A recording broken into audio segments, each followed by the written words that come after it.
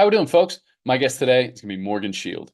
Morgan is a former Olympian and former member of the U.S. freestyle ski team. She's a former U.S. national champion, and she had 5 World Cup podiums, including 2 victories. It was awesome to be able to get to have this conversation with Morgan. We had a great time, and it was really great to learn more about her journey, where she started, and some of the setbacks and successes throughout her whole career. It's really a remarkable journey and a great career, and it was awesome to be able to have this conversation, and I really hope you folks enjoy. Thanks. Morgan, thank you so much for taking the time. See how there's like the subtle shift Yeah. and like No, now it's all go quiet. time, now Yeah. we're on. But really appreciate you taking the time. This is gonna be fun. I've listened to enough of these. I'm excited to be on one. Yeah, no, absolutely. So, doing a lot of the research for this, and I'm really excited to learn a lot of things that I didn't know about you because we met certainly like later on. But I'd like to start off like, where's the history and how you kind of got into sports, athletics, your career in freestyle? I think the story really starts when I was younger, where my parents just wanted me to try every sport. They were pretty good athletes. My dad was an Ironman for 40, 50 years, something like that. So athletics always ran in the family. Um, my older brother played baseball for Indiana University and was a pretty good baseball guy. But I don't know, freestyle came up as just one of those sports we were trying. And the whole family skied out of Bristol. A lot of my cousins raced, and Okay. that seemed like the right route. Like that was what my dad and my So you're mom were thinking like, like, "Hey, let's yeah." try this whole racing thing out, yeah? But we were too young for that program, Okay. so we were doing lessons, and I think it ended up just coming around where they signed us up for this mogul program, basically because it was the most similar age group, I think. And the Interesting. coach was really fun, and he had a good relationship with my parents. Okay. Kind of learned from him on the weekends. And what we didn't know at the time is that group of kids that were just learning how to ski would go all over the mountain, hit the moguls, do the park. Right. It wasn't like you were just doing moguls. It was kind of No, like getting to ski the whole mountain. yeah, we And were yeah. learning how to ski and learning ski basics, like how to stop and how to turn and wedge. Yeah. But looking back on that, we didn't know that 5 of those kids that we were all learning to ski with would pursue this sport professionally. And reach high levels. Reach high levels, Yeah. yeah. So me, myself, Chris Lillis, Harrison Smith, Mikey Lillis, John also went through that program. A kid named Eric Faclaris. We all, Patrick O'Flynn, the list goes on. But Yeah. we all pursued this high level of skiing, either NORAMs or World Cup. And then we even had 3 Olympians. I believe it's 3 right now from, no, 4 Olympians from Wow. Bristol.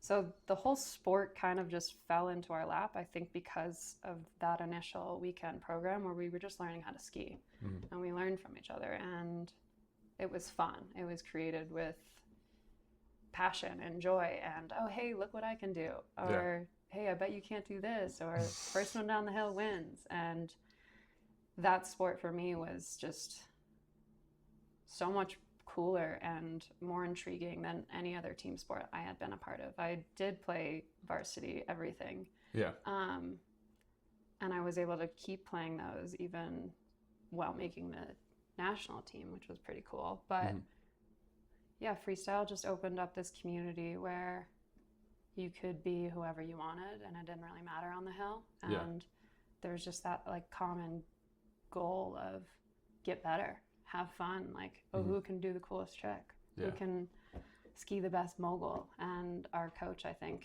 gets attributed with most of that success because he knew how to wrangle. I think at the time it was like 30 kids on our team to have And fun. was it just him? Was he the only guy kind of running the? There was a And couple. that was John, right? John Kratz, John yeah. Kratz, He still runs the program today. Okay.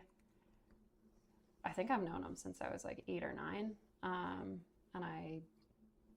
He's been around forever. He actually started at another mountain, and then when that mountain closed, he switched over to Bristol. But he coached it with another guy, Doug Mossbrook, and these are like the OG names. These are OG, yeah, we're going back. A couple of the guys, Eric Titus and the Krokenbergers, they were kind of all of the generation that skied above me and then ended up coaching a little bit on and off. But it was, 30 kids when I was younger. I think the program has fluxed in and out over the years, but they've always had such a strong sign-up presence and like kids that want to do a program on the weekend but can't afford to spend more than $1,000 on a team. Right, for programming and everything else. That's pretty rare these days. I'm not sure their pricing these days, but I know when I signed up, I think it was $600 to $800 for the whole year. Yeah, no, that's awesome. You got to sign up 10 a.m. to 3 p.m., ski your heart out. And then typically our parents would call us or call the coach and be like, can you send my kid off the hill? Like, full days. As we turn off our walkie-talkies, we're like, we can train a little bit more. We can go one more jump. Yeah. And it was a really productive crew in the sense of Rochester isn't a big like adventure sports place. They've gotten better over the years, but that mountain became like a big playground for a lot of us because it gave us this sense of adventure and extreme sports without living in an area that really had that access. So we got to live in this like little fantasy of, oh, we are so cool. We get to go flying off these jumps. And again, these jumps are small at this point in our time. And are they small to you though? Or at the moment are you like, oh, these are like some booters we're going off of? Looking back on, it was definitely like, wow, these are huge. But I remember like hearing about the X Games when I was younger and like seeing all the videos. And I remember we would just have collections of every single freestyle movie that you could possibly think of, whether it was like Meathead films or some of the more recent ones. I think we had their first or second volumes of, and those would just go on repeat. Every ski trip we went on, someone brought a new movie that had just dropped, and we would watch it. And I don't know, it's almost like this token sport where I was from, where like no one else did it, and so you had this like common connection with this group of people that were really cool, and you were working on this like super secret sport. Right. Yeah. No, absolutely. Especially compared to all the other varsity sports you're doing. And you'd go back to school and, you might have just competed your first World Cup or your first Junior Worlds comp and no one would know it. And so that's crazy. Yeah, if you were a varsity athlete, you'd get that announced over the loudspeaker and everyone would be like, awesome, high five. I would just sneak back into school and be like, all right, glasses back on. I'm Clark Kent. That's cool. So like that group that you talk about, I mean, it's pretty interesting. And some of the other guests I've had on kind of talk about those groups that grow together and kind of whether it's not only competitive, but it's fun and you're trying to keep up or outdo or anything else. And it really blossoms and blooms into, it's usually not much of a one-off being like the Olympian. They kind of happen in those groups. I had Chuck Martin on a while ago and he talked about how it wasn't just him. It was Liz McIntyre, it was Donna, it was Des, it was Bobby Aldegari, Johnny Witt, all those guys kind of coming in together. And you didn't want to miss like a day if it was a Saturday or a Sunday, like, oh, I got to show up because I know the whole rest of the crew is going to be there and I don't want those guys to get a leg up or anything like that. So did you have that, did it start out competitive or was it mostly just like fun and a little bit of a break from some of those other like more traditionally competitive like soccer or some of those other varsity sports? I think it was super competitive. I think that was what drove us to that sport. But again, it was paired with like this healthy side. So like whatever competitive drive you had, you were forced to like be there and support other people while they were being competitive. I think it also was a little bit different because for a long time I was one of the only girls on the team. So maybe I didn't see myself as in direct combat with these boys, but it was like very much how do I beat the next person on the list and how do I use my teammates to like fuel me to do that because they're not sitting here being like, oh yeah, Morgan, that was a good jump if it wasn't, they're going to be the brutally honest ones. They were the, hey, you should go bigger on that. Like, that Yeah. wasn't a good enough spread. And like those type of comments, led by our coach and led by a good role model who can take that info and digest it and then be like, yeah, you guys should go bigger. That'd be so cool. Right. It ends up like programming you for later in those sports to be like, oh, I can go bigger. Right. Oh, I can do that. And so we would show up and we would like some days want to beat the crap out of each other because someone's doing really well, or one of the kids could do a backflip for the first time and we were like, oh my gosh, that's so cool. Yeah. And I think at that age, like, it ends up coming down to like, what are your influences and is that healthy? Yeah. Right? Like most kids would be like, that's so awesome, I want to do that. It can obviously go a little negative if you have parental guidance that are like, oh, little Johnny's getting too good, like we need to switch programs. It's always interesting those once parents get involved too. We were so young that I don't think it really set in that we were going to be high level. Mm-hmm. You know, like we were just really good at what we were doing, and I think some of us saw it as an out. Like some of us saw it like, oh, we could go train with the Olympic team up in Lake Placid. Or when we would go there on those camps, we would see literal gold medalists, Hannah Carney. We'd see Jeremy Cota training. We'd see Heidi Kloser training. We'd see all the DeGravia was even there training. Yeah. But we'd see all these people that were like such high level that the competition within our team was only to get to there. You know, like we all had that like outlook where all of this is kind of child's play if you want to make it to where these people are. Mm-hmm. So it became pretty collaborative, in my opinion. Yeah. It was just what you did. Like, you get better. Right. But and I think we lost a couple people there where they didn't have that same instinct, so they would just naturally drop off and go play team sports or move on with their life in other ways. And sure.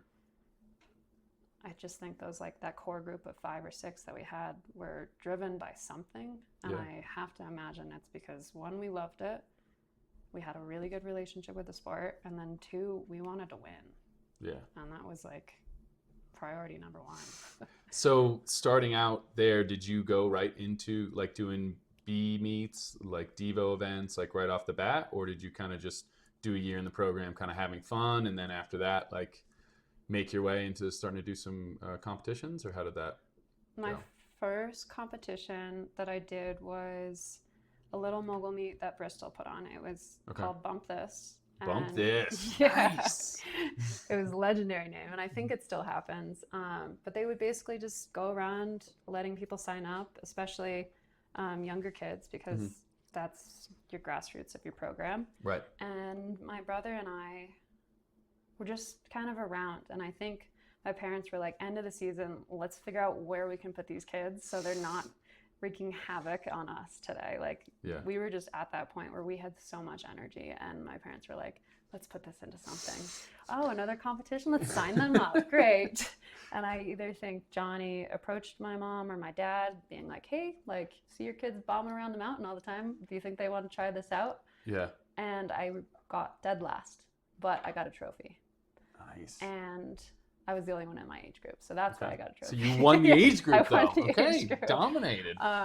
Or something like that. I think I got a medal for an age group, and I think that was a moment where I like had a positive connection with a sport that wasn't a school sport, that wasn't against or having to work with a team. And I think that's maybe at the age of like 9 that I realized I probably wasn't a team player. I was more of an individual player. Sure.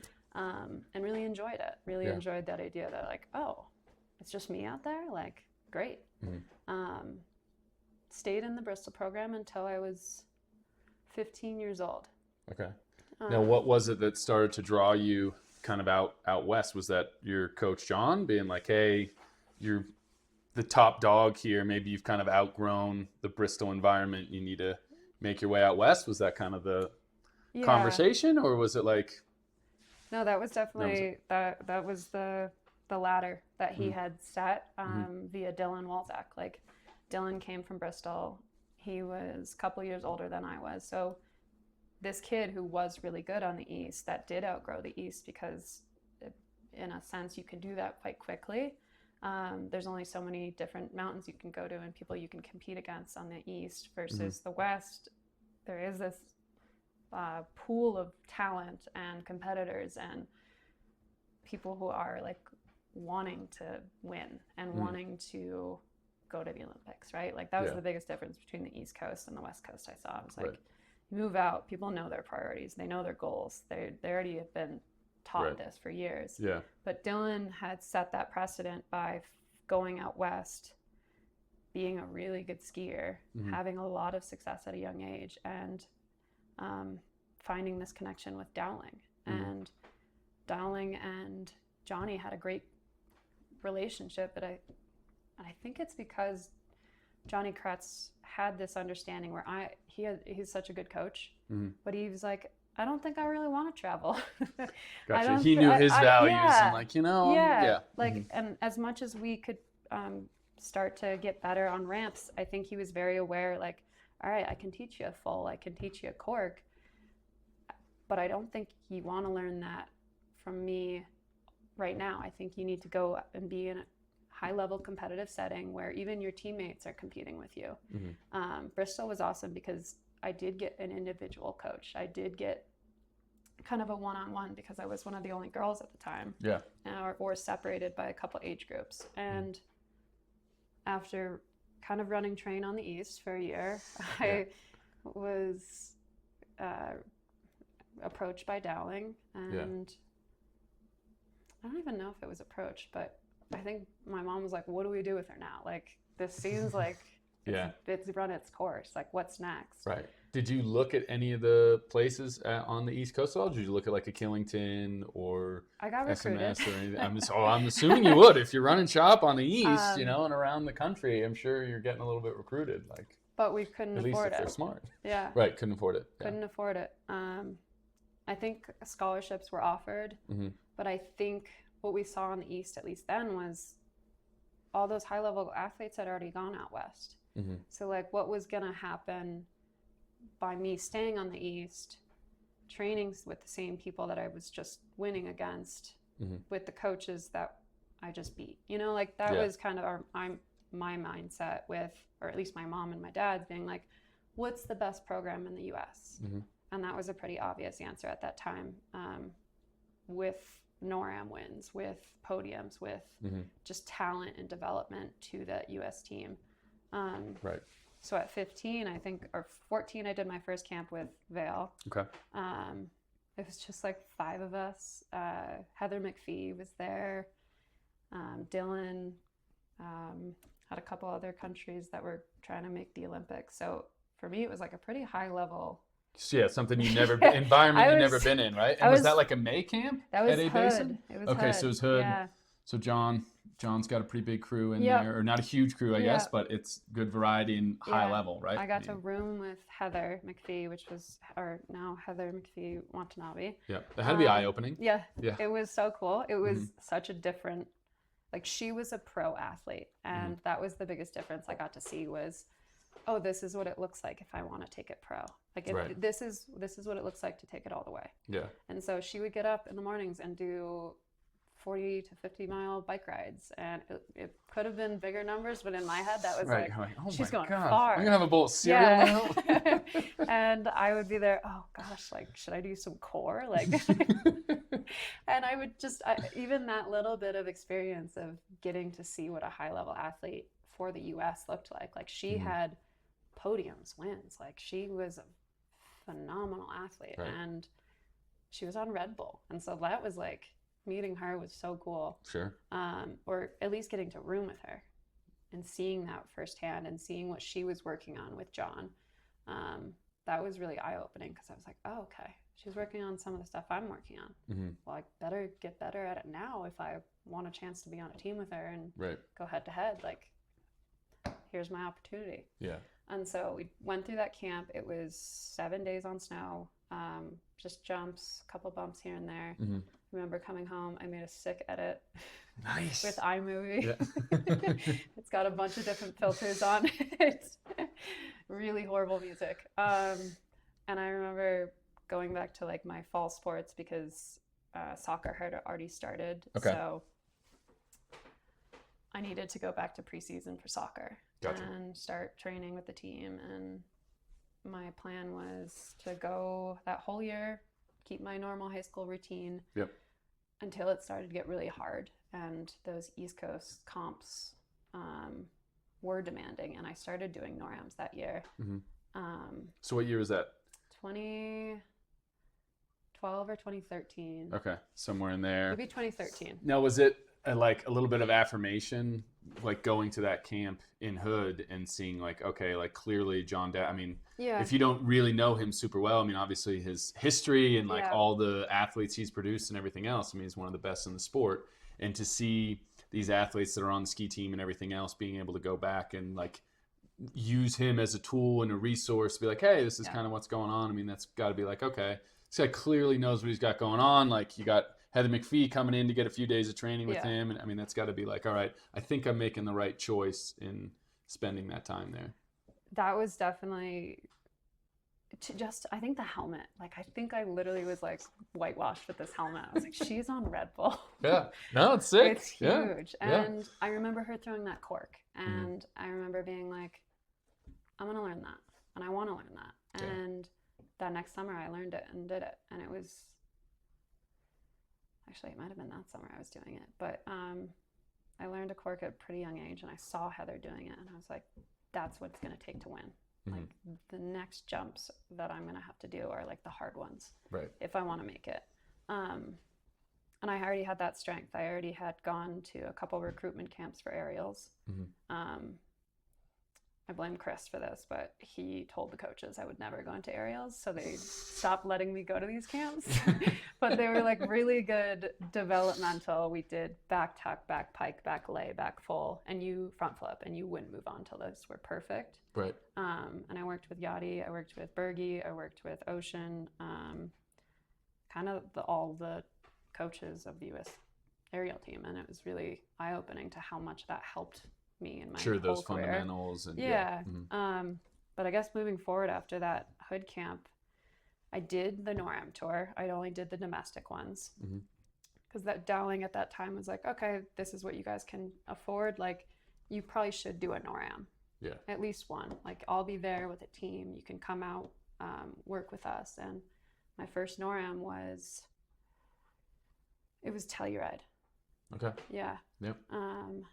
And I think that was the first time I realized I could be good because I qualified in first. I had showed up after a selections, and I actually don't even know if I went to selections. I had some horrible outfits back then, and I can kind of tell what year it is. So you just go by outfit? All right, what outfit was I wearing here? Yeah. What was I wearing there? My mom always wanted me to wear something super bright so she could tell which athlete I was. Yep. And so that just ended up running until I realized I don't need to do that anymore. Yeah. I could just call her. So I showed up to my first NORAM and I won the qualification with a twister spread. And I was pretty in awe. I got a good shakedown by a couple of the Canadian girls. They were like, "Who are you? Where are you from?" You're on the list. Who are you? Who and are I you? actually remember like hiding out with my dad because I was like, is this a mistake? Did they make a mistake in the judging? Like, this says I'm first. And then Dowling would be walking around like, nope, not a mistake. And just like he got that confidence in me, like that I belonged. And I think I ended up doing decent. I dropped down to like 15th, but still, like, I sat in that top spot. I turned a lot of heads and turned your own head. Yeah, I turned my own most head. importantly. Yeah. And it was one of those like hooks where I was like, I could be good. This could be really fun. And so we went to the next one, Stratton, and I think I buried my face in a bump, and that was my year for that year. But that was the first year of doing those international competitions on NORAMs where I could see where I stacked stood. up. Yeah. After that, we decided as a family, like, all right, we got two options here. We can do some summer training. We can pick and choose the camps we can go to, what we can afford.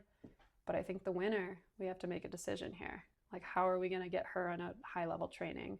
program because clearly she's outgrown what we can offer here, and she's still winning or getting really high results. And I remember having this really horrible but good conversation with my dad, and it was about money.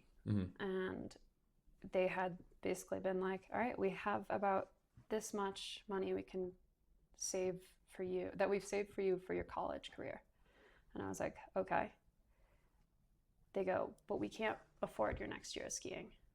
And I was like, okay, what does that mean? And my dad was like, well, we can ask you, and I think I was like 15 or 16 at this point. Yeah. Do you want to put your college money into this next year of skiing? If you go into this, you'll have nothing, and we won't be able to afford college for you. Yeah. Or we're going to have to figure out another way to get you there. And at that time, like, almost like I look at it blindly, being like, yeah, of course I want to go ski. Like, I don't want to go to school. Right. Yeah. I barely go as it is. Like, I was a good student, but I was never like, yeah, schooling is going to be my thing. Sure. Grew up in the East, though. So, like, if you didn't go to college and you didn't go to Ivy, like, you were nothing. And I think I just had no interest in that from a young age. And I was like, whatever. Like, what is an Ivy going to teach me about a mogul turn? Like, that's not going to do anything for me. So at a young age, I was like, yeah, let's go all in on this skiing thing. So we used about half of that fund for 1 year. And I think it was like $10,000 to go into one season for a NORAM tour while on scholarship through Vail. Through Vail, yeah. And so all in with travel expenses, I think it was somewhere around that number. I ended up winning the NORAM tour that year, though. That was that decision that was made, and I think in my head I was like, oh gosh, like I better make this worth it. Yeah. So went on the NORAM tour, my first full NORAM tour, won it. Won it pretty easily, I think. Not easily, convincingly. But convincingly. From what I remember, pretty convincingly. Yeah. Not a lot of doubt on that NORAM tour. No, and I remember learning that Mick had a higher stat than me, I think. He won 6 of the stops. I only won 5. Yeah. So I was like, shoot, not going to be Mick. Damn it, that guy. But yeah, from there on out, it was what I was going to do. That was the career. And I think when the money conversation came up, I realized how much my parents believed in me because we didn't really like spend that money. We didn't really do those expensive high-end camps. Right. We played team sports because they were through the YMCA and they were affordable and they taught us a lot of great lessons. But yeah, it ended up coming down to like money back then on like what I was going to do. And the year I made the team, it was like I won the lottery. I felt like. Yeah. It's huge. It's interesting to be able to see that belief and how much that decision, right? How that's shaped your life since then. For sure. I mean, it's those moments, and I'm sure you can't put the toothpaste back in the tube. You're either all in or you're not. And like those big decisions are really important, though.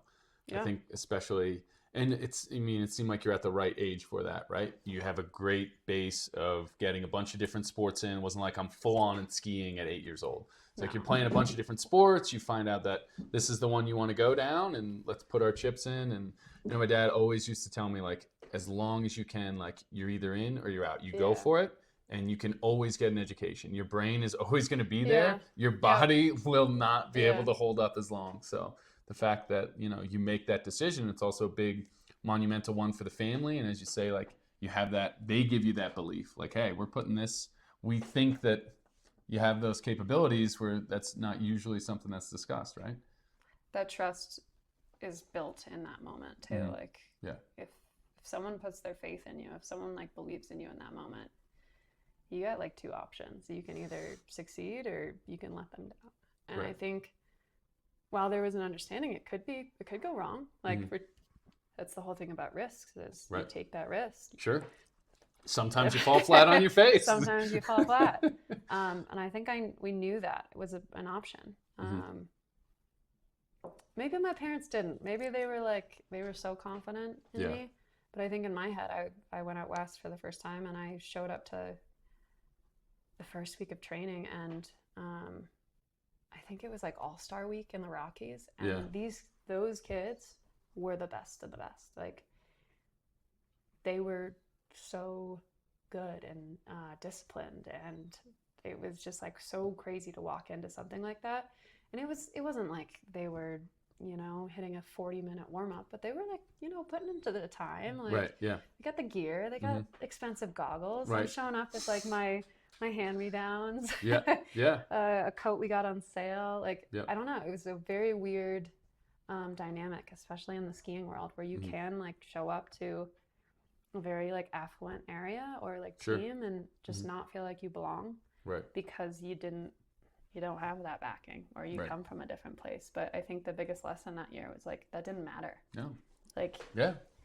you could go against people that have 12 years of experience and be the underdog and succeed. And that was what I learned that season was didn't matter who was ranked. It didn't matter who was number one. Like the number one didn't mean anything at the end of that year. Yeah. Right? Like Right. you I don't know. And then I took that into World Cup, and I didn't really believe in the rankings because I was like, what does that tell me? Right. That doesn't tell me anything about the competitor. Yeah, it might tell me you're consistent, but that doesn't tell me about how you tick. That doesn't tell me how to beat you.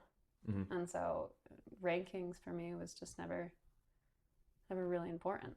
I think even when I wore number one, it wasn't like you're the best. It was like, no, you still have so much to prove. Like, and that number can be gone in a day. Yeah. And that lesson just kept running with me.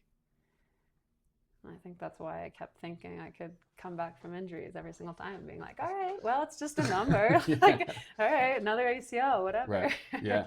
So, I mean, you make the ski team, so you like winning the lottery, and then talk through that first, year, that World Cup, kind of those different experiences. Like, is it a lot different now that you obviously convincingly win a NORAM tour? Are there then expectations from the outside, or is it expectations from you that like, all right, I'm here, like I'm clearly going to be able to compete with the rest of the world on the biggest stage? It was Ralsei who called me and gave me the congrats, you made the ski team. And the team was Rawls, Garth, and Lasse. And so I actually went to my first World Cup after that NORAM win in La Plagne. It was a duels event. Mogul X is what they called it. It was no moguls after the bottom air. And I remember it just being like such a weird looking finish for some of the top athletes. Yeah, you're like, we don't know how to do a speed tech. Right. This is crazy. And I remember going against one of the girls I had competed on NORAMs all year because she got the Canadian start from that, Cristal. And we dueled and I lost. I got DFL. Like, I felt so good. I was training great. I had my coach out there, but the environment of a World Cup in France, like the energy, the loudness, I had never experienced anything like that. Like I had watched Deer Valley, but never skied it. Like you don't know what it feels like until you get up there. And I remembered like, I don't get nervous when I ski, but that was one of those moments, maybe like one of 5 that I've ever been nervous to ski a comp. And it just got the better of me. I got DFL, walked away. I was like, all right, first World Cup, good. Shoot. Went into off season. I think I went to Junior Worlds that year before off season, but had a whole year to be like, that's gonna need some improvement, right? Like, and was that a big driver for you? I mean, I know for HK, I mean, I think she in 2006 at the Olympics, she was one of the last, and like, all right.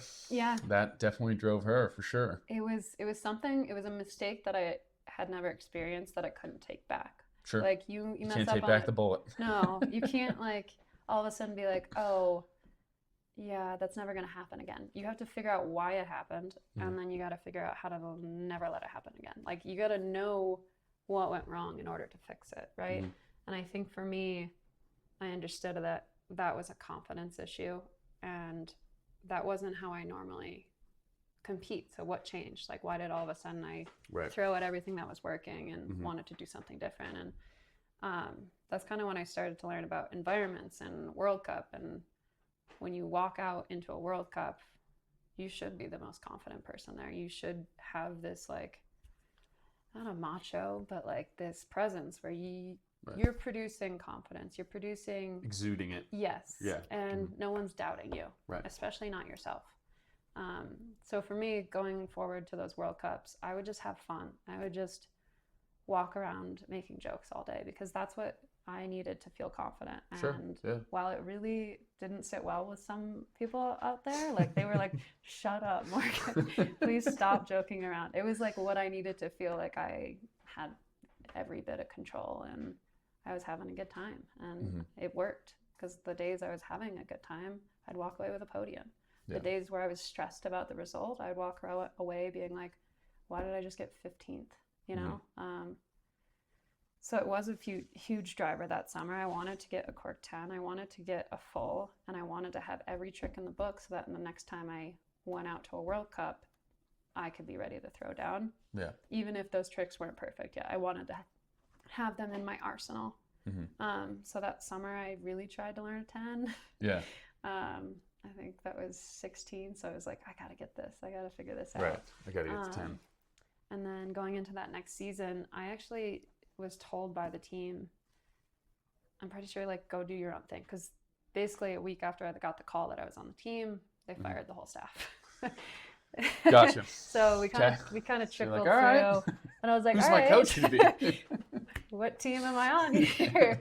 And I really liked Halsey, and I felt like he exuded confidence and like I was going to be a good skier. And I didn't really know Garth at the time. So Garth stepped up as head coach and I was put on with Ganoza.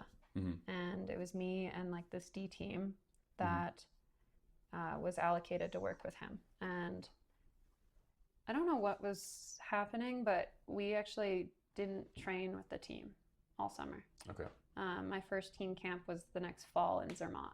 Okay. So you went back to Vail. I actually went back to Placid. To Placid, okay. Yeah, I trained out of New York, out of my house, basically, for the next 3 months. Yeah. And it was me, I think Hannah was there, I think Jeremy was there. I think it was kind of that older team that I had always trained with in Placid and got to look up to, but we were doing it on the East Coast. They had A-team coaches, and I got to work via the local team. Keith Shipman got to coach me all summer. And very cool. We just shoot video back. He was more of a slope guy, which I really thought was helpful because I was trying to figure out this cork, and I had only done aerials style jumps, so he was really helpful in that. Trained out of Placid just with the old crew. Like I was with the aerialists again. We were just, I don't know, doing our old thing. Right. And got to go out, took all my high school tests in that summer because I was like 6 months behind in school. Yeah. Because I missed the New York State test in the spring. Right. And that means you have to take it in August. And I remember being like, I know nothing. Like this standardized I have forgotten testing. all of my schooling. So one of the parents, Chris's mom, tutored me for like 3 weeks, and we went to a high school 30 minutes away, and I had to take these. And I just remember being like, is this what it is? Is this what a life is for an athlete on the road? Like, is this what it's like? Yeah. Because I kind of like it. Like, this is great. I feel like I can do this. Right. And going into that fall, I went to school, which is really funny. Like, I went to a World Cup season while going to school in the fall and playing soccer. And that was just what I did. Was it nice to have that like mental break? Yeah. And be in that other environment of school, different friend groups, different kind of like that they have I mean, they kind of have that little idea, like you say, but they don't really know like the ins and outs of what goes on. I mean, so was that nice to kind of get that mental reprieve, that little break? It was fun because that was the last bit of normal high school I got. And I'm really glad I got to do it because I got to go to the school dances that I usually miss in the spring. And I got to hang out with my friends that I really didn't get to hang out with unless I was playing a sport in school. Right. I think actually I was on a team with Maggie Ryan, and I think that season almost made it to sectionals, and it was like really cool. And yeah, it was a nice break to practice competitiveness, but at a lower risk. And I think that whole off season in any of the sports I played, whether it was soccer, softball, or Nordic skiing, I used it as how to fine tune my competitiveness, right? Like, how do you like become a better competitor without doing the sport that you're in? And soccer was that for me. I was a goalie. So it ended up coming down to like, okay, me and whoever's shooting at me, right? Like this is a duel. How do I take this moment and win? How do I take this moment and stay calm? What do I need to do to succeed here? And so that's just how my brain ended up started working. And it was fun to be on a team. Like I always think like a team is really fun because it takes pressure off from you. Like it's not on you to win. It's not on you to figure out every aspect of this game or of this competition. So it was really nice to be able to step back and then have fun with competition and have it not be just your career and making every decision for you. So that was nice. Nice break, and then you're allowed to refocus kind of on your own. You take some of those skills that you've built, and you're like, all right, I'm ready for the World Cup tour. And when did you know that? Was it after that fall camp in Zermatt? So you kind of finished up school, and then they say like, hey, you're going in, or no? No. So I won the NORAM tour, and they said, you're on the bench. Like basically, like the girls ahead of you are too good. So I was coming into a team of Hannah, Heather, Eliza. Right. You had Keaton, you had Sophia, you had Lane. I don't know. It was just all of these people that had established themselves as competitors.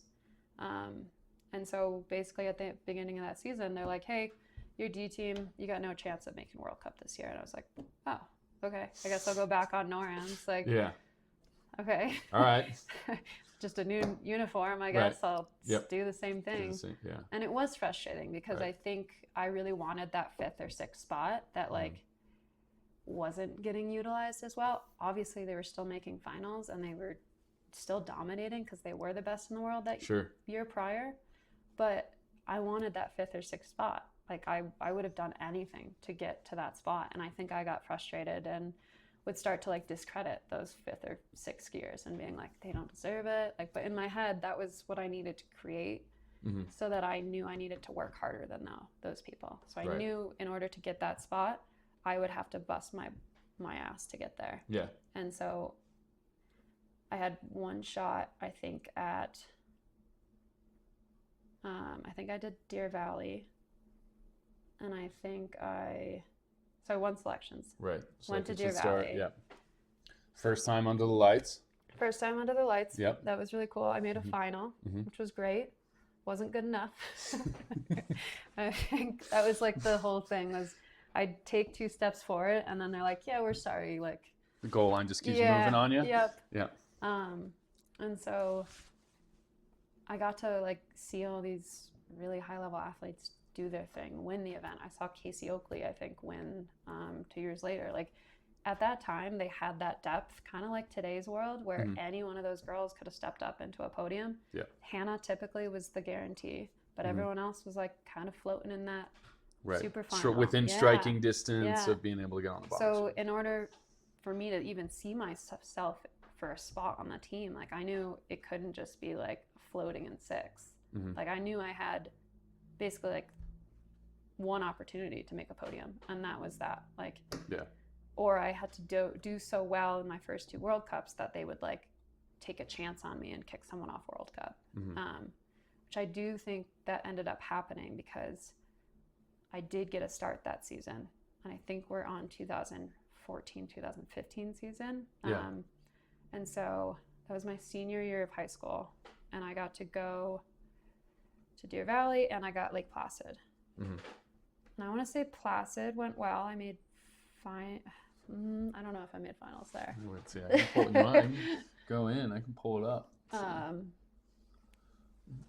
But usually, like, Placid was the point of the season where they sat us all in a room. It was a high pressure situation. And they did this for years. They would have every team member come to this room. 13th Placid. 13th, yes. So 13th. I made finals both time, but it was like, is that going to be good enough? Right. I pushed out the girls that I needed to, but I just needed the coaches to be like, all right, we're going to take a chance. And so we sat in a room, and I think they announced it, Morgan, you don't have a start. And I was like, oh, come on. Yeah. And so I think I went up and 4-ran in Val St. Côme. Okay. And because of how frustrated I was that I wasn't competing, I was trying 360s for the first time on the top air of Val St. Côme. And I think if anyone knows my career, they know I can't do one. Right. Like, it was just cork 5. I think I've seen one of those videos. I think that's been on the, on Hannah the Carney likes to post it online every once in a while, just for memory's sake. But I remember just being like, all right, if I'm not in this, I'm going to have fun. Like, screw this. I'm not going to think about this competition. Right. And I remember watching those 2 girls that I wanted their spot not make it again. And I was frustrated. I was like, crap.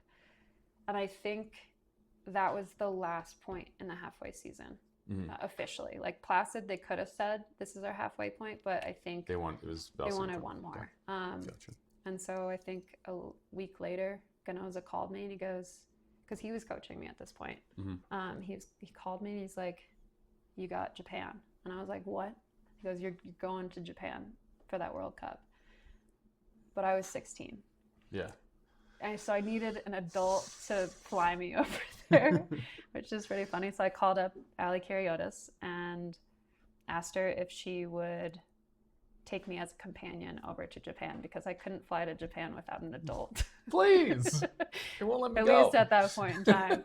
And so she was like, here's my flight. Like, we're actually going to stop in SF, see my family, have a nice meal, and then we'll fly over to Japan. I'm like, okay, great. First time abroad, I think, to Asia. And that's where my world changed. In the midst of this is when the money's running out too. Like, this is when I that college fund that was used as the ski fund is starting to get because you make the ski team, and it's no longer like, hey, these are minor payments. It's like, hey, your first year is going to cost $15,000 minimum. And I turned to my parents. I'm like, what? I thought. What do you mean? Like, I thought we paid enough to get to this point. Like, now, once you make the team, it feels like it should be funded, but it wasn't, because I was on D team or C team. I think D team wasn't a thing. C team, and A and B got funded that year. Right. So I knew the only way I could keep skiing is I had to make A or B team. Went to Japan, won my first World Cup. Right. And that's fifth in singles, and then you got the win in duels. Yep.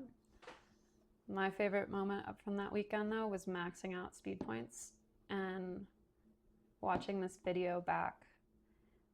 Mike Page was over there, and he filmed the whole thing and has cherished me with these memories that I'll never forget and are on YouTube. But I remember in this video, Dowling travels over there with me for that World Cup. And Desevich is in this video. And I think I come across, the time is like super fast for my super finals run. I definitely messed up, but I was gunning it. And I was like, you weren't skiing for second place. No. And I had my cork in my run, and I was going flip to flip. And I remember in the video, like, Desevich turns to one of the ski team coaches, or Dowling, I can't remember who it was. And he was like, and it was like this coach, international, Australian legend, basically, that had coached these huge names, just thought my run was okay. Right. Like, he gave me the head nod, right? Head nod, yeah. And I remember watching that video and being like, okay. Like, and I needed recognition. Like, those moments matter. Yeah, those places too, like getting a fifth, to me, I was like, that was huge, but I want to win. That doesn't matter. Yeah. And so I would just move on and be like, all right, how do I win? And that day I realized I could use time to win. I could figure out how to go fast, how to control my release on a turn, like how to trust going into bottom air and just standing up and being like, all right, I guess we're doing this. Here we go. Here we go. And so that was the pivotal moment. I called my dad after that, and I think I was like, Dad, I just made A team, because at that point you needed one win. Right. And I called him and I said I made A team, and I think I was crying. I think not because I won, but because of the financial burden that has just lifted from me, and I could finally do this sport not for money. Mm-hmm. And so until that point, financial means were like a huge motivator. Right. Because I felt like a burden to my family. I felt like this financial stress of from the sport was just not worth it until I could pay for it myself. Mm-hmm. And so at 16 years old, made A team. 17, made A team. Won my first World Cup. Went to the next couple stops, and then went to Junior Worlds and blew my knee. So you get the monumental highs, right? Yeah. And then you get the lows. Yep. Yeah. Went to my second Junior Worlds. And I look back on this because I was like, I didn't need to be there. Mm-hmm. And I think I am a little bitter because I knew I didn't need to be there, but they wanted team presence. Mm-hmm. And I just remember being injured on the last World Cup. My back was all out of sorts. Like I couldn't walk leading up to it. But in my head, I was like, I can compete. Like I can do this. I can win this. Why not? Mm-hmm. I should win this. I was told to win this. I can win Junior Worlds. Got it. And it just, middle of Valmalenko. I didn't even train the first day because I was still injured. But I came out the second day. Mm-hmm. That course cannot be. It's pretty unforgiving. Yeah. It was my first run. I blew my knee, and I was maybe going 75% speed. Yeah. Hit a left, hyperextended my knee, blew it, felt it pop. I pitched over, and I tore my shoulder as well. So I had a double whammy. I remember screaming so loud, and all of the competitors came to the side of the course and were like, I was just laying there. Caleb was there, and I remember him and Dowling racing up to me, like just huffing it because I think I had screamed too loud, but I just didn't know what happened. This whole thing popped. Couldn't tell what was going on. And was that like, you think part of that scream's frustration and anger, or just like the unknown? The unknown. You know. Yeah. I will say I didn't scream at any of my other ACL tears. That one I did. Because I didn't know what happened. I had never been hurt, nor did I ever consider the potential of getting hurt. Mm-hmm. At that point in time, I was a healthy young person. I had played so many other sports. Like the worst I had ever had was a broken nose and maybe a twisted ankle. Mm-hmm. And for me, I was like, I'm invincible. I literally can't get hurt. Great. Like I would go big because I knew no one else was, and I would do it because I didn't have this concern of getting injured. And that moment changed.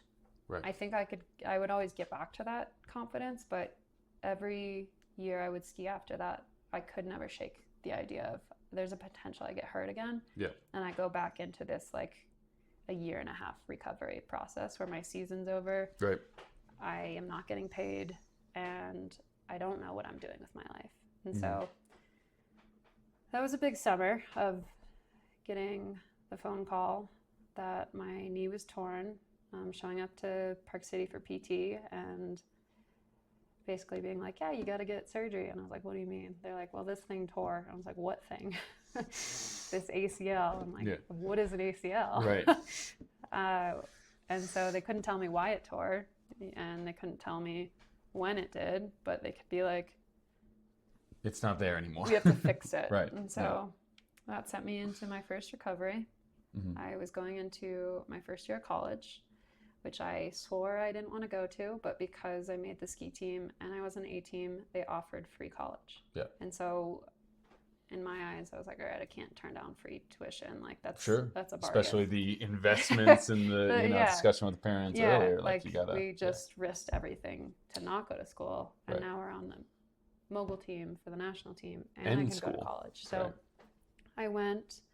I didn't like it. I did it. I went to You made it through. Yeah, I made it through.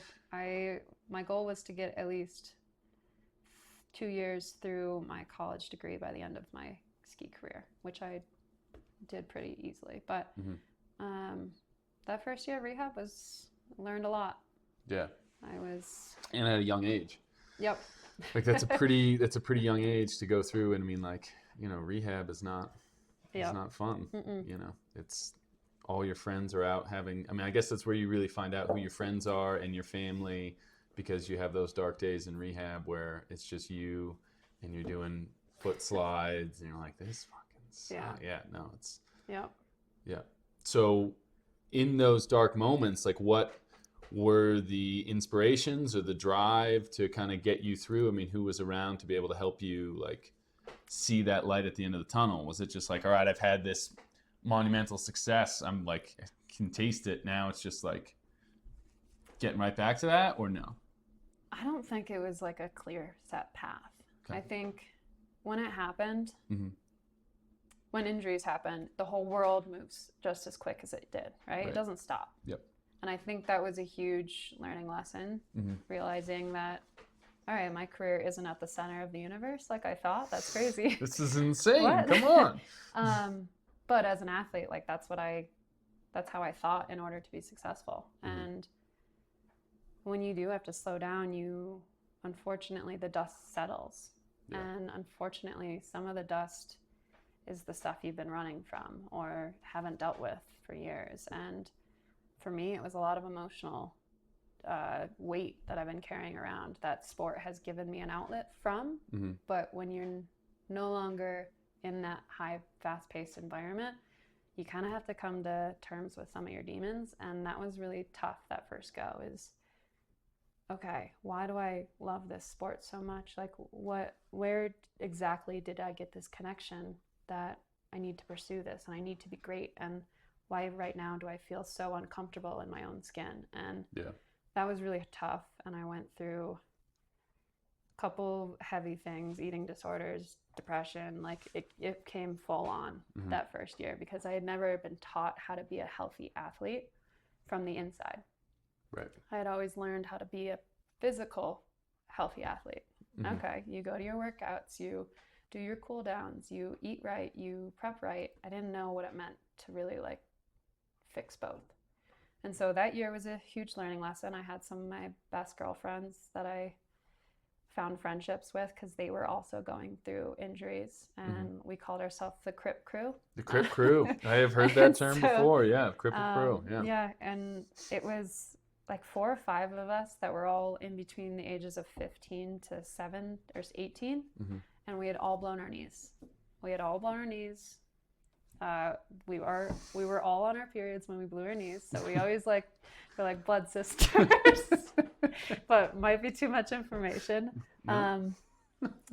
And we learned that that's a stat that is pretty common in young women and makes you a little more likely. So that's only on the first one, though. It's only on the first, right? That's only on the first one.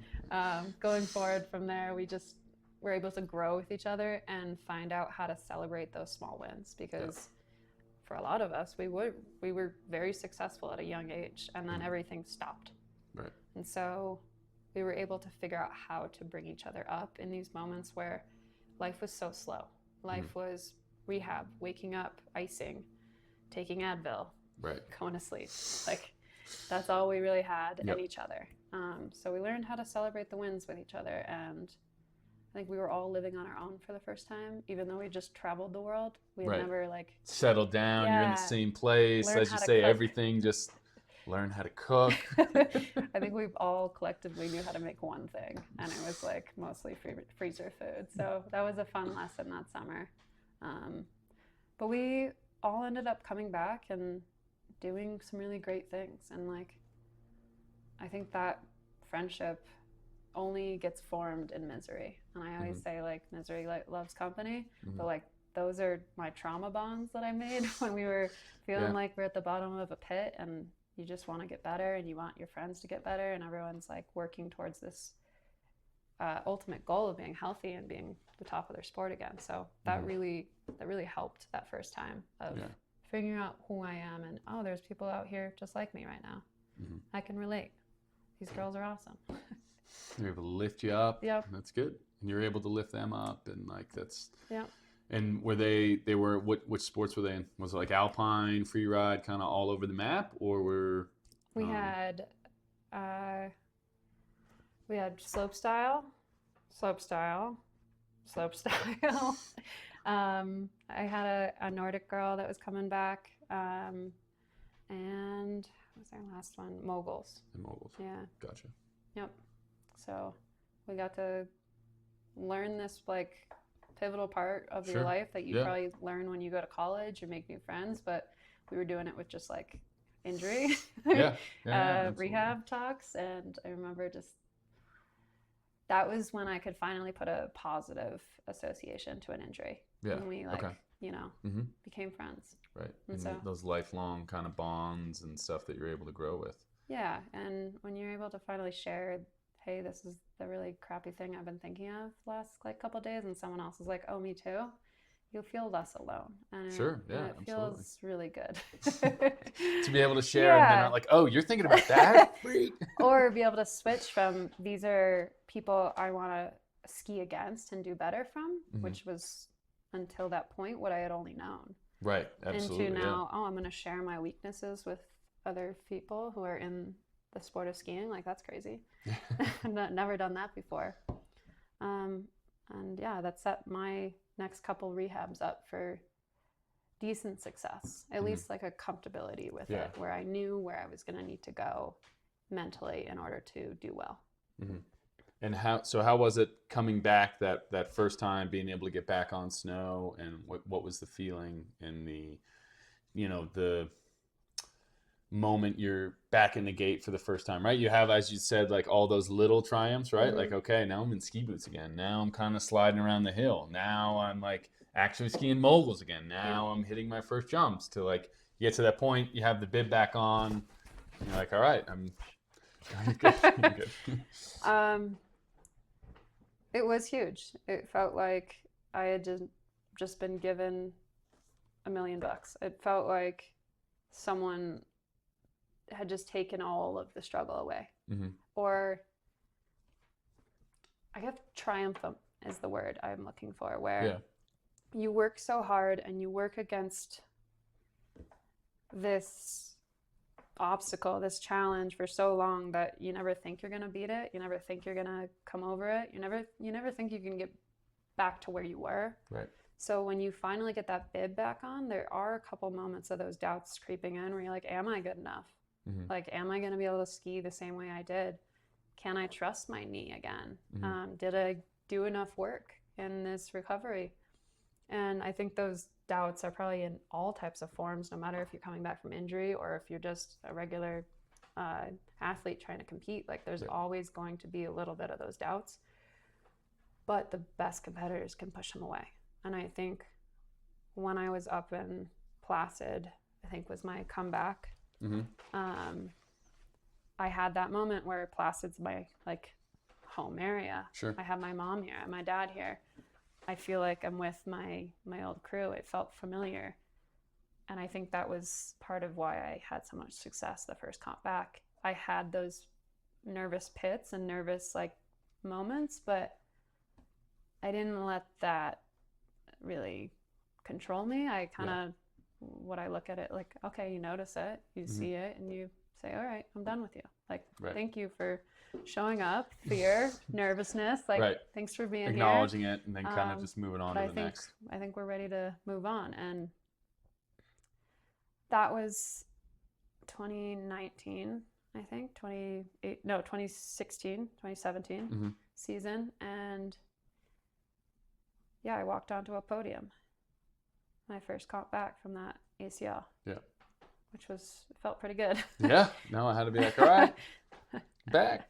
Yeah, that one felt pretty good. I think I had to go through a scope, so 2 surgeries in order to get back to that moment. And I had trained all winter with Caleb and the C team, basically. And then went on to get third at that first World Cup against, I think it was Perrine and Britt Cox on the podium. Yeah. And so feeling like I could just step back into it lifted this whole weight off my chest. I was still very like mad that I had to go through an injury, but it felt like, okay, I didn't lose anything. Right. I didn't like, I can still compete with all my teammates. Right. Right? While the world was spinning and you're stuck with the rehab and kind of grinding back, you walk right back in and like, yep, can compete with all these girls, those teammates, show everybody that I've been gone, but I haven't been gone. I've always had this shut off of emotions when I compete, which is quite easy to do.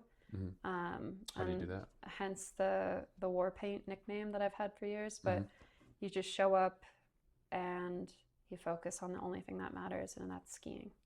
And for me, that was just, all right, great, shut it off, let's go. And I would look around, I'd smile, I don't know, it was just something inside me that was like calm in that moment because I wanted to do it. I like really wanted to do it. And later down the road, when I started getting to the end of my career, I didn't have that anymore. I didn't want to do it. And that's how I knew it started to go. That's how I knew I was like, I don't think this is for me anymore. Like I love winning. I love doing well. I love perfecting a skill. But that in the gate gut feeling where I was like, I want to do this and I want to win, it wasn't there anymore. Or it was a different form and didn't quite feel the same, and I knew it. And so getting closer to the end of that 21-22 season, I was like, I know this is it. Yeah. I would love to go out on top and make it to another Olympics, but that feeling just wasn't there anymore. Yeah. So, yeah, that was it. And what do you think part of like losing that feeling? Because you clearly have that drive to want to win, to be the best. I mean, you had that throughout the career. Do you think part of that was the setback of injury? Like, you know, you had 3 ACLs? Right now I'm at 4. 4 ACLs.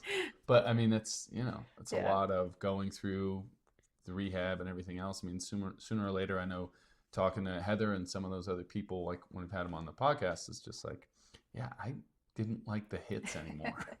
Got to a point where I was like, yeah, this really, like my joy for this and my competitiveness and everything else, like, I'm just fucking sick and tired of sitting on a table doing foot slides. Like, there's definitely that moment where the risk was no longer worth the reward. And I think it ends up coming into like, what do you want to do next? And I think when you're starting to think about what's next more than you're thinking about what's happening right now, then there is a moment where that risk just no longer makes sense logically. I knew the next hit at a certain point I was going to take was going to be it. And whether it blew my knee, whether it took me out of the sport for good, like I was done. Or whether it was just, hey, like you had another broken nose. Like I knew that was it. Like I knew I was on my way out. It was also like a pretty high stakes year going into that 21-22 season, partly because I was holding a World Cup start from these other girls that probably also deserved to be in those trials. Now I earned it because I was a good athlete in years prior, and this board really believed in me. But I am glad that I stepped down and gave someone else a shot at that point in time. Not that it was their start, but I'm glad like I knew there was a limit where I knew I wasn't going to be the best for a Team USA that year. I wasn't going to be able to bring home a medal. Like I was barely making a a final, right? Like in no way in my head I'm like, I got this. Like, and maybe if I did believe something would change, but I didn't want to. There was this retirement mode that comes through, you know? And that's it. But there's a lot of moments in those years where I did compete and I had that drive, and it's one of the best feelings in the world when you can succeed and you figure out what athlete you want to be, what turn you want to make, where you want to land on this landing. And I just, it's a love for a sport that I will never be able to move on from because it's so embedded in who I am. Yeah. And it's not to say it's the only thing I am, because I think that's a good learning lesson I had to learn along the way in this retirement process. Sure. But it is one of the more enjoyable things to know about myself and to get to go through with people I love. And yeah, the sport just obviously is, in my opinion, the best that there ever is. But I also only got to compete in like 26, 27 World Cups. Which is crazy. Over 8 years of a World Cup career, I only got to do a handful. And I think I looked up a stat maybe last year. It was like I only got to do 12 or 13 World Cups outside of the U.S. Wow. Like, all of the World Cups I went to were the U.S. ones, and the rest of them, You did not get, Did you get a full tour in? No. No. Never. Gotcha. I don't think so.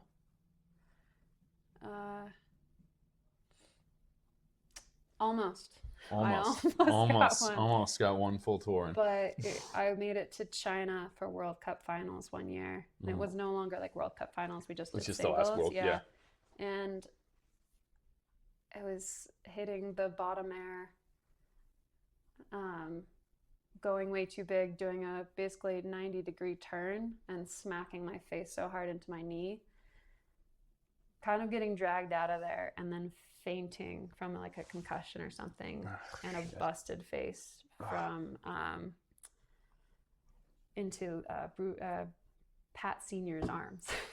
I remember just standing at the bottom of the course and then just going out, and that was my last. They were like, "Yeah, you're not competing." I'm like, oh, "Shoot, I was this close." It was my first tour. Come on. So, yeah, I was very injury prone. I always wonder why, but I can imagine there's a couple areas of focus that I never could dial down, but when I did, it was really good. Well, one of those unique qualities that you kind of talked about a little bit is just being able to switch it on and off, which I think some people have a difficult time being able to, that nickname war paint of just, okay, now it's comp mode, I'm here, boom, just switch off the other side, focus in on this. And I think that is really interesting and unique, because a lot of the people that I have on usually aren't able to have that kind of switch on and off, right? And so where did that kind of start? Is that just the competitive drive, or just like early, like where did that kind of come from? I mean, you've had that nickname, you said while, right? It's just the ability to be like, all right, this now matters, or where's it come from? In psychology, it's called disassociation, and it comes from trauma. So I think, unfortunately, mine came from childhood trauma, and I was always able to just shut it off and just turn away and be like, all right, what do I need to do here, and how do I survive? Skiing, that really translates easily. Like, all right, you're in a high pressure situation. Coaches are asking you to do this. Your last jump, you fell, like, kind of a little scary if you go into it like that. But for me, it felt safer to just be like, all right, I'm going to do it. Right. It's going to go one way or another. I'm going to do it or I'm going to fail. But right. The Nike slogan's pretty good. Yeah. Just do it. I'm just going to get in there and try my best. And if it doesn't work out, oh well. Like, although that wasn't what I thought. It was, I'm going to do this. I'm going to do it well, and I'm going to win. And I remember that working out a lot. And the times it didn't, I would get frustrated. But I knew something was off.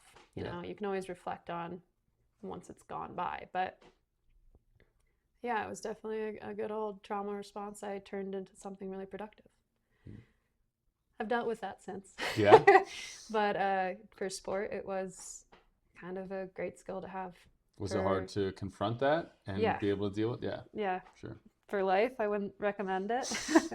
But I think a lot of high-level athletes end up battling some sort of demon that pushes them to be so good. And I think if you look across a lot of these sports, you have like I don't know, we have I just lost my tennis reference that I was going to use.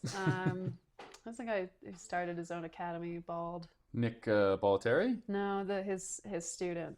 I'm not sure.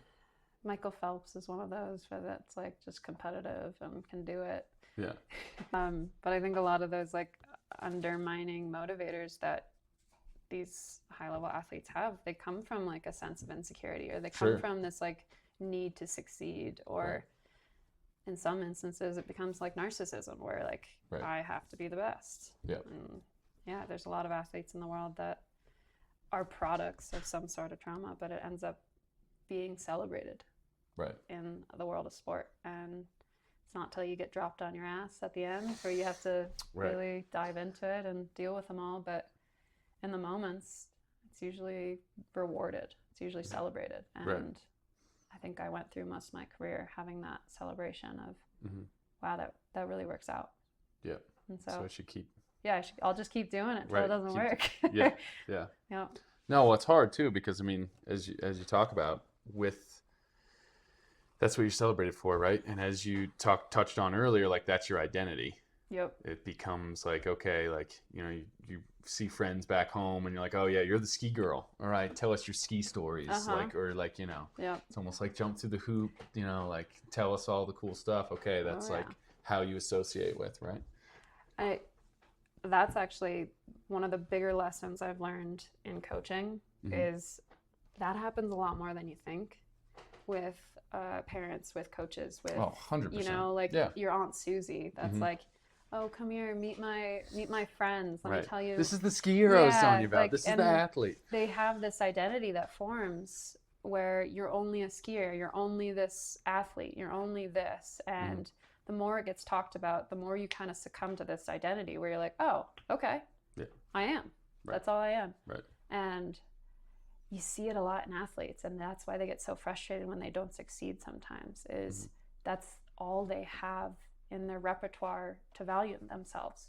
So in coaching, I feel like I've gone almost the opposite, where I'm a little softer. Like, I probably am not the coach I needed, or I wanted, but I needed.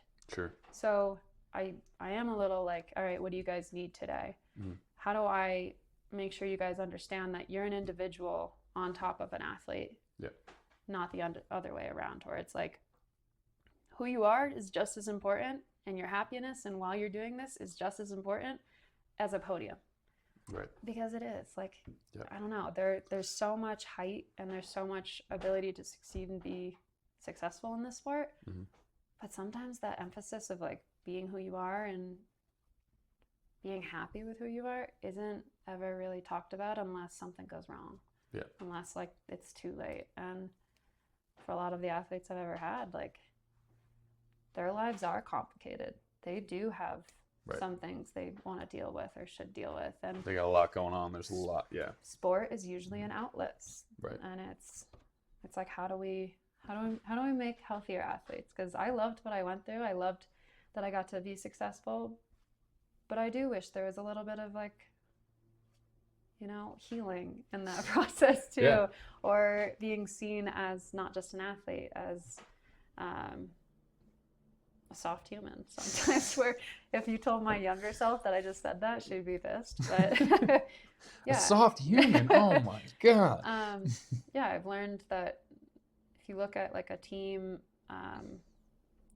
right now, they're very much, or if you look like a Gen Z team, they're very much comfortable with sharing things with you, maybe even oversharing. And they're like, yeah, you want to hear about this? You want to hear about this? I'm like, sure, I don't know. Not really. Probably not. Sure. Okay. Yeah. But that idea of that it's a safe environment and they're able to talk about what they're feeling, or hey, like today I'm a little off for training, and it's not the end of the world. It's like, all right, let's work on something else then. Now I don't know the actual balance that it needs to be taken to like the top athletes. Like, how do you shape an athlete? That's always been a good question in my head, but I guess it's always hard to figure out what are the right buttons to push and the levers to pull to be able to figure out. I always think back to that Bristol team where it's like, was it situational? Was it the product of decisions that were made with intention, or was it made with just hopes and thinking that this should work, you know, like let's try for it? Because it's crazy to think, looking back on it, that we have 4 Olympians from Bristol Mountain, and it has a collective, I don't know, vertical of 500 feet. Like, that's crazy to have a weekend program that was affordable, that offered joy and support to all these athletes, that it produced some really cool people. Yeah. Well, I think, like, speaking to that, one of those things that all of you seem to have in common was also part of, like, the perseverance of it. Like, they all had different setbacks throughout, and you look, I mean, like, Dylan's still skiing. Oh yeah, he's still going. He outlasted all of us. And there's a certain amount of perseverance in that, right? I mean, with you, 4 ACL injuries and several other big hits and everything, and like, you continue to persevere out of love and want to, until, you know, I think that's a strong quality that doesn't really get talked about enough. You know, like, perseverance is a big part, because most of the time it doesn't end up well for those high moments you get back for. And, you know, I feel like you definitely learn more from those low points and from that perseverance. I mean, that perseverance will help you through the rest of your life and your career. Oh yeah. I'm sure it's helped a lot in giving you perspective in coaching. You know, you touched on some of those other spots of maybe not the coach that you wanted, but you needed, right? And I think being able to instill some of that perseverance in your athletes has to be able to help and know that, like, you've been through worse, or you've been through dark days physically and mentally, but to be able to kind of persevere and continue to grow. Yeah, I think it's always healthy to look back on and be okay with the past. And I think no matter how many goals you have, no matter how many things you want to achieve, what you have is what you have, in a sense. And it's really a good lesson that I learned later on, that those things happen for a reason. And whether they were good, whether they're really painful, they do shape you to who you are. And I think it's why I got to come out of the sport and have a really positive outlook on it. And I do still enjoy being around the sport. And I don't know if there's a lot of people that can say that. Yeah. And I would say in the whole scheme of things, I got hurt. The sport really spit me out on the other side, but I wouldn't change a thing. Yeah.